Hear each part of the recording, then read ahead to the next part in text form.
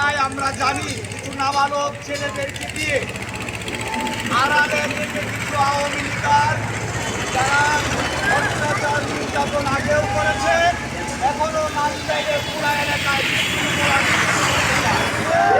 আমরা স্পষ্ট বলতে চাই, যাতে করে নান্দাইল শান্ত আছে, শান্ত থাকছে। তার ভিতরে বাহিরে যদি বিশৃঙ্খলা করতে চান, তাহলে আমরা এই নাবালকদেরকে ধরবো না। যারা শিখিয়ে দিচ্ছেন তাদের ট্যাঙ্গের নলি থাকবে। আমার বক্তব্য, আমরা বিশৃঙ্খলা চাই না। নান্দাইল উপজেলা বিএনপির অভিভাবক জননেতা নাসের খান চৌধুরী সাহেব বলেছেন, নান্দাইলে কোনো গ্রুপিং নাই। কাজেই আমার আব্বু বিএনপির প্রতিষ্ঠাতা সদস্য গুরুম খান চৌধুরীর সুযোগ্য সন্তান আমি।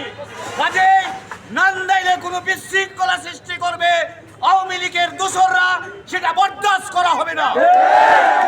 আজকে মুসল্লি ইউনিয়নবাসী, মুসল্লি ইউনিয়ন যে আয়োজন করেছে মিছিলের, বিশাল এই বিক্ষোভ মিছিলের, তাই মুসল্লির পক্ষ থেকে বলতে চাই, কোনো বিশৃঙ্খলা যদি করা হয় আমরা কিন্তু আর ঘরে বসে থাকবো না।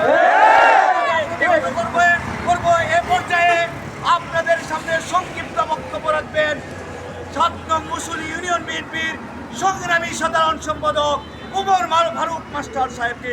ওনার সংক্ষিপ্ত বক্তব্য